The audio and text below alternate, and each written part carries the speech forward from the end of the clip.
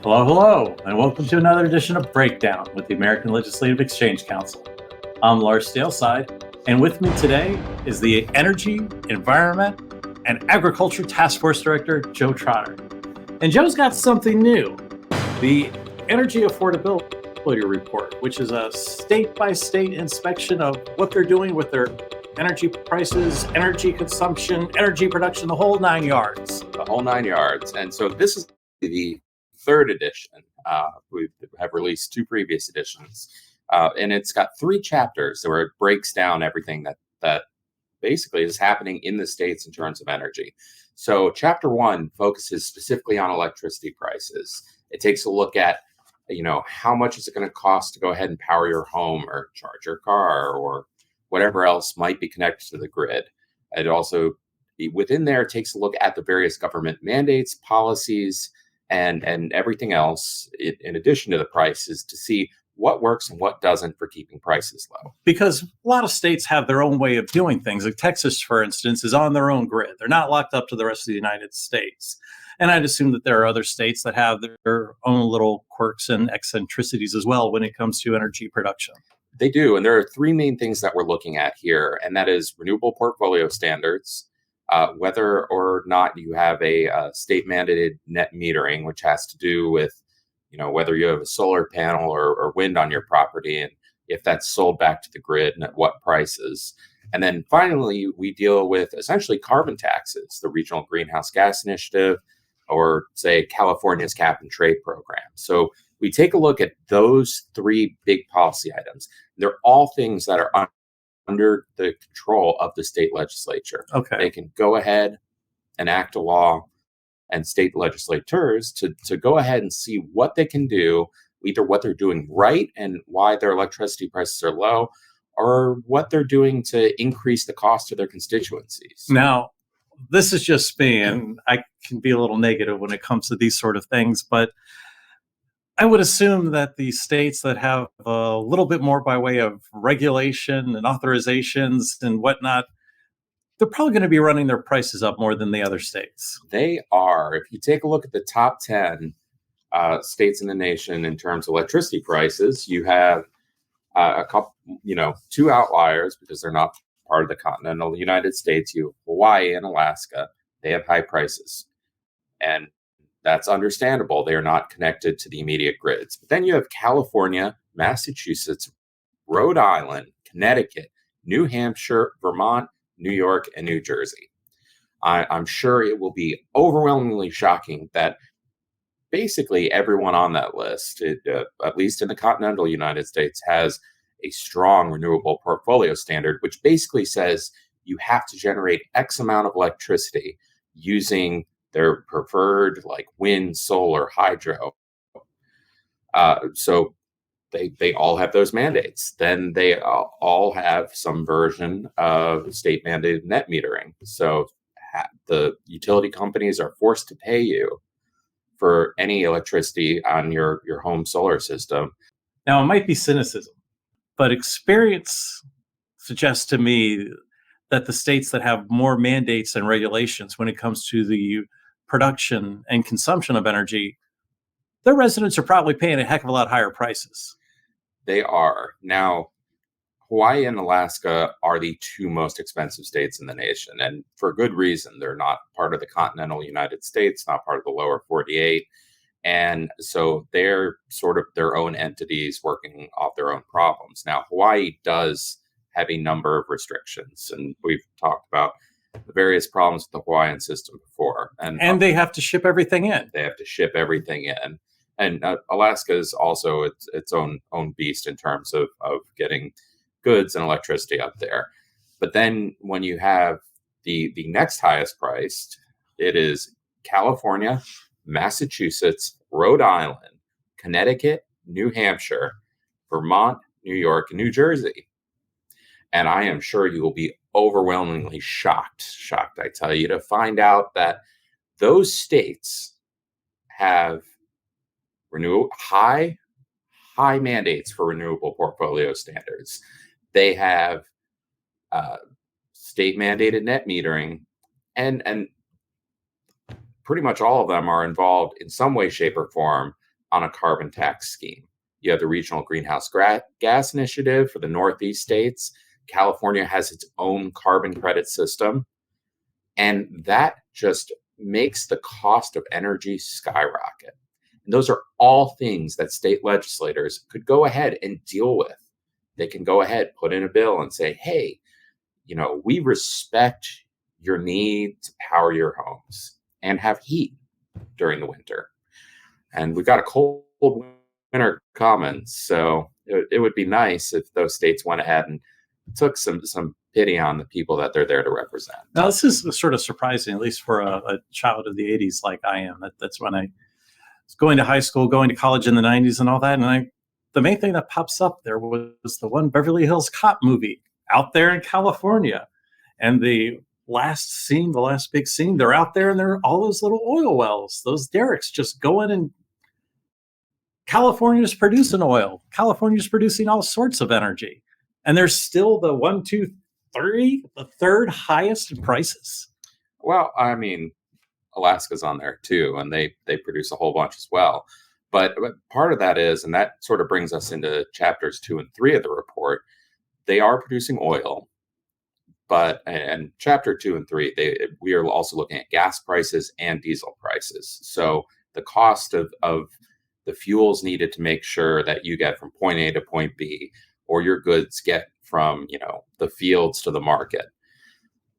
They are producing it, but California has California and also Hawaii have some of the highest gas prices in the nation. California is the highest gas cost in the nation. Now, to some extent with California, that is a little bit understandable.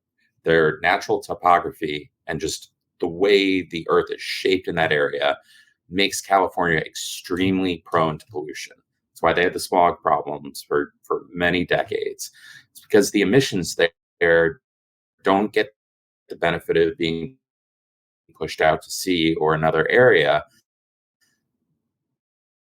by the atmosphere. There's the wind's just Los Angeles. Okay. So California has a very high emission standard for cars because a lot of that pollution was coming from cars. And so they have a much more highly refined gasoline that costs significantly more than it does in the rest of the country, specifically to deal with their own state and local problem. And for them, it makes sense. Now, what's completely insane is that a bunch of other states, some people sort of on the other side of the issue of this, decided to think ahead. They tied their own emission standards to the California Air Resource Board's emission standards. Now, the agency is called CARB. Mm-hmm.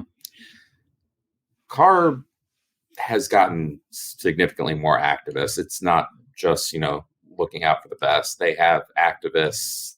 They have an interesting crew of commissioners on there that are going ahead and setting these standards.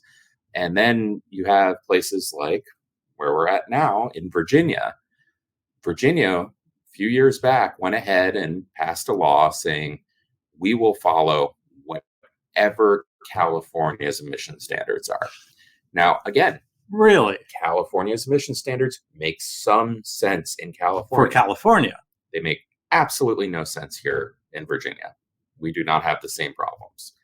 The geology is simply different. The state layout is different. We are not on the Pacific coast in a valley, essentially. So, well, I feel that cynicism coming back again, where it's not necessarily that this is something that's good and makes sense for the Virginia here, but it's more about something that provides for a little political posturing, or we're going to take a virtuous stand here and not necessarily do what's best for the people.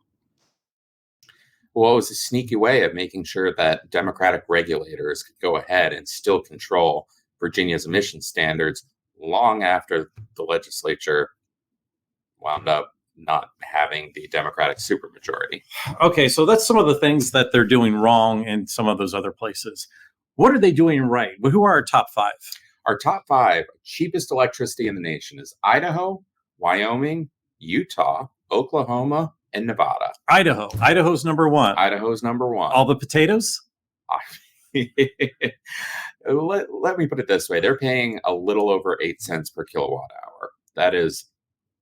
That's almost nothing. It's a little higher than it was last year, but as opposed to what are they paying in, say, a California or the other when it comes to the kilowatt hour? I want to make sure I'm getting this completely correct. Okay, because 8 cents a kilowatt doesn't sound like much at all. Yeah, California's paying close to 20 cents. Ooh, so Alaska is paying 20 cents. Hawaii is paying 30 cents.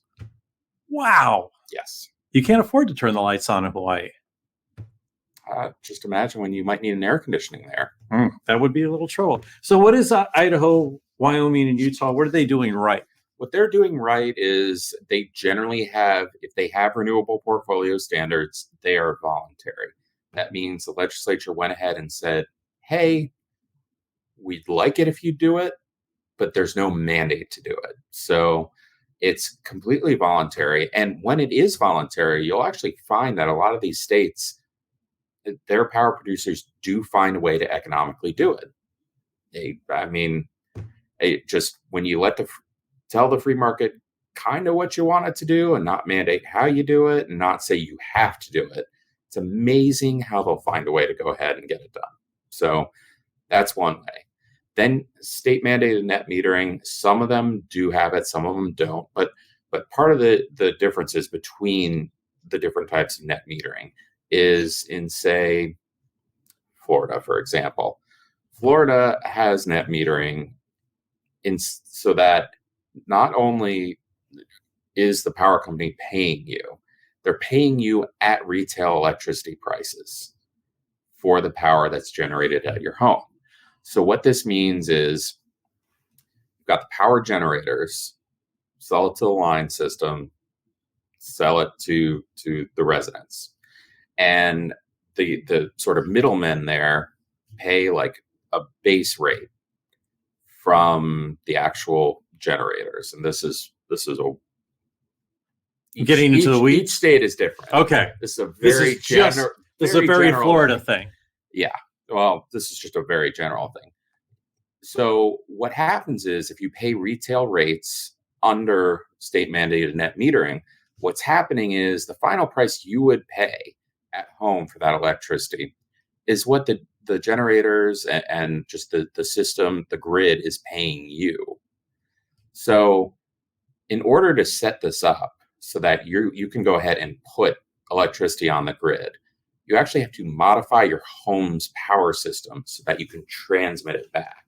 It's not this thing where you just, plug it in, you can reverse electricity.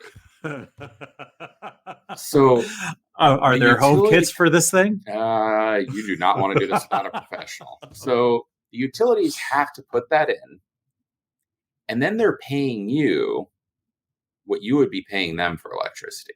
And this is if I have a windmill, if I have the solar panels set up, or I don't know, whatever else there might be that I would be producing. Yeah. So ultimately, the utilities wind up losing money on this net metering, and they make up for that by charging higher prices to everyone who's not doing it. So in California, where I know this is a very big thing, the fact that I live next to you, you got solar all over your house, you're selling it back to the grid, and I'm making you pay for it, and driving up my prices. Yes. Wow. Yes. That is quite the overall. That's how it's done in some states. Okay. In other states, they do have net metering, but you're only getting paid based on a lower rate that they would purchase from the actual power plants. So, yeah, ultimately, money isn't really coming out of anyone's pockets there. They're just sort of moving it around the ledger, as it were. Well, you are saving money by, producing, so you're not pulling as much from the grid. You are selling it back. I guess at the end of the day, the power plant is losing a bit of money because there's not as much demand from it. Right. But it's kind of a different ballgame at that point. And we have one more, the cap and trade system. So basically, this is a carbon tax on our nation's power plants and electricity producers.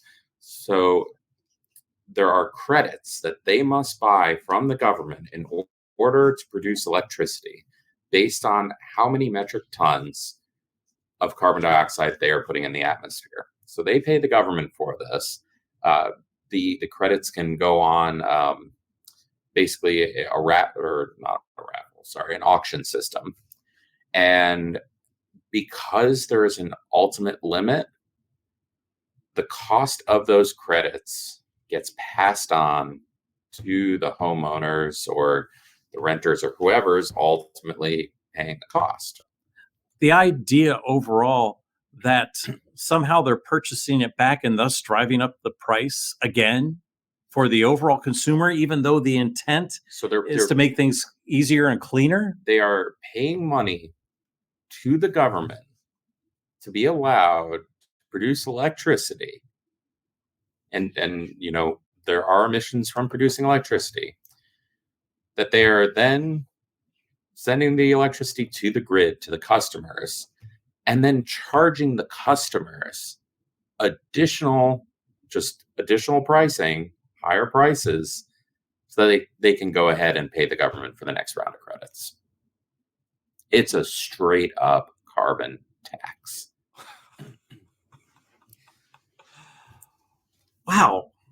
Yep. Well, I would guess it'd be the fact that most people out there are much like me, where this is the first time I'm hearing anything of this, and they're completely ignorant that this is the sort of chicanery that they're getting away with on this. I mean, this sounds like such an inside baseball thing. It is. And they have just hugely bureaucratic tracking mechanisms. There's just keeping track of each ton of CO2 that gets emitted out of a power plant. It's completely nuts. So my electric bill is going up because of the renewables that someone else is selling back to the grid, because these industries are trying to cover their costs for buying money or for buying energy both now and in the future. And the best part is, if your neighbor isn't doing the renewables, they are also saying that a certain amount must be renewables anyway, even if it is not economically viable. So you are also paying for that, in addition to the fact that fact that not enough people are playing their game. Yeah, basically. But you're also on top of all this, not even accounted for in this, paying for the subsidies for them to put these, windmills and solar in anyway. So yeah, you're basically at the point where you're paying 3 or 4 extra ways every time you've got this trifecta of bad government policy. Now, I might be out of bounds here, but it sounds like every time you hear about some sort of new government energy program that's going to make things better, that's just a guarantee. The only thing that's really going to do is punish me, is going to increase my electrical bill. They also make a point to punish the companies too that are involved in all of this. Occasionally they'll go ahead and say, you must do this. And then they'll say, but you're not allowed to actually raise electricity rates either. See, some of these states and some of these folks get it in their heads that, we're going to go ahead and squeeze the corporation. Now, a lot of these utilities are owned by investors. Right. Who are those investors? Yeah. They are pension systems. They are your retirement accounts. They are your Vanguards, your Black Rocks, every little bit of everybody that's trying to make a little bit of extra money on the stock market. So I guess that's, what are we up to? A 5th way now that they're going ahead and squeezing you dry? Wow. Yeah. Now that is different in every state, how it works. And again, part of the reason this country is wonderful is we are 50 laboratories of democracy. But there are 10 that are just doing it wrong. It's like, wow, Joe, I was a much happier person before we began this interview. Right. You have this effect on me when you're speaking about the energy. So overall, and it comes down to, as you told us at the beginning there, it's Hawaii and Alaska that have the highest prices overall, Mm-hmm. mainly because they're cut off from the lower 48. But they've got some issues of their own, along with California, Massachusetts, and Rhode Island pulling up the rear once you get down here to the lower 48, and then with Idaho, Wyoming, and Utah. Idaho, Wyoming, and Utah up there in the mid to northwest type section. Interesting. They've got it Open together. lands, open plains, a little bit of that high desert air, make things a little bit easier. Energy resources and a bunch of great legislators. Well, that in itself will get you a long way home. Mm-hmm. Well, thank you for sharing the idea of this report. This is the ALEC Energy Affordability Report, 3rd edition. I'm Lars Dalseide. This is Joe Trotter, and we'll talk to you again soon.